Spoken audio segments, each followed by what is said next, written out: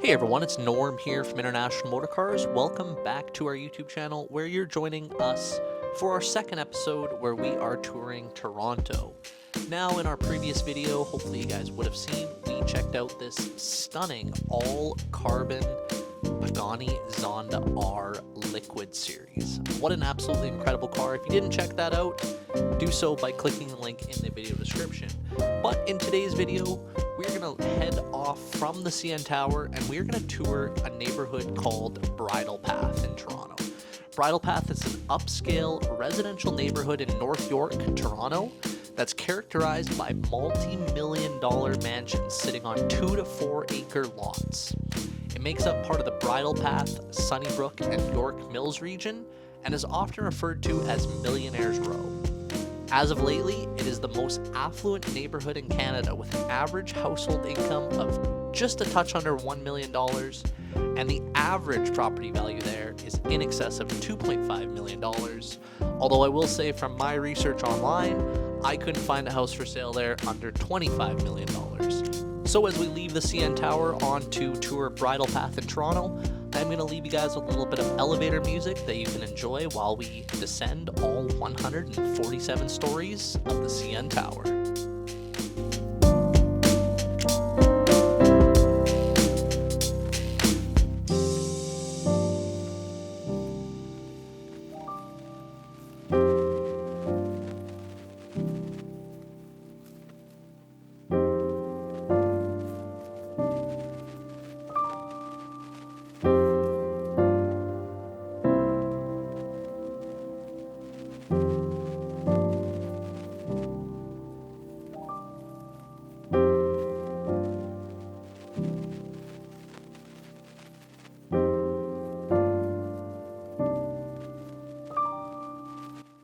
So some additional history about Bridle Path. In 1937, developer E.P. Taylor, who designed the Don Mills community, purchased a large plot of land north of the Bridle Path. The estate, named Winfields by his wife, is occupied today by the Canadian Film Centre. The park through which Wilkett Creek flows behind this parcel of land is known as Winfields Park. In the late 40s, Taylor's business partner, George Black, who is the father of Conrad Black, moved into the area and built a large mansion on Park Lane Circle. In an effort to control who his future neighbors would be, Black took over the company that owned the rolling farmland that was to become the Bridle Path and set restrictions in place through the North York zoning bylaw. Only single-family dwellings could be built, and only on a minimum lot size of 2 acres. The area was subdivided into about 50 lots, each selling for about $25,000 at the time, and throughout the 50s, it began to take shape.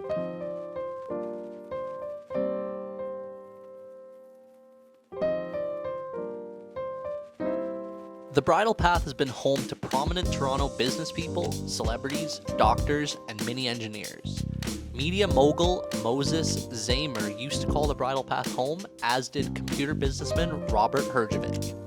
Former newspaper baron and convicted felon Conrad Black was the owner of a family residence until 2016 when he sold in Park Lane Circle for just under $16.5 million. Prince also bought a house in the Bridle Path in the early 2000s. The casino king of Macau, Stanley Ho, bought a house in Bridle Path in 1987 for then $5.5 million.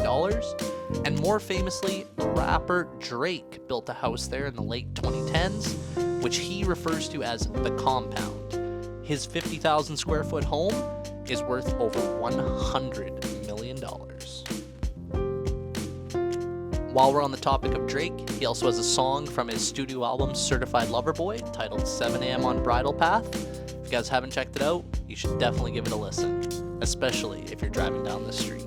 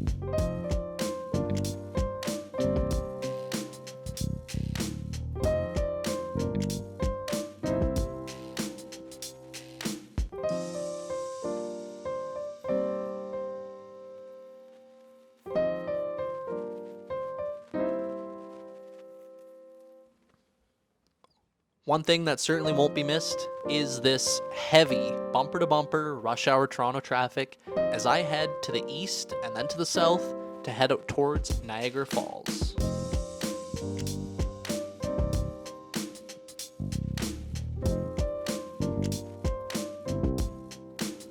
For those of you that don't know about the Niagara Falls is a group of 3 waterfalls at the southern end of the Niagara Gorge, spanning the border between the province of Ontario and the state of New York. The largest of 3 is Horseshoe Falls, which straddles the international border of both countries. The Niagara Falls is commonly referred to as one of the 7 wonders of the world, or one of the 7 natural wonders of the world, I should say, and it is an absolutely incredible thing to see in person. If you guys haven't been there, I highly recommend seeing it at some point in your life. It's stunning at night, very busy during the day, but quite a sight to see. Some interesting facts about Niagara Falls: there's actually been 15 people over the years that have tried to go over the Niagara Falls in a wide variety of things, ranging from a jet ski to a kayak to a barrel. 10 of which survived, 5 did not. I absolutely do not recommend going over the falls, as that is a criminal offense, but it did add a little bit of humor when I saw someone ride a jet ski off online. So with that is the end of our Toronto tour. So I'm heading back to Calgary. I really hope you guys enjoyed this video. If you did, please give it a big thumbs up. Let me know what your favorite part of the Toronto vlog was, and make sure you're subscribed to the channel so we can catch you guys on the next one.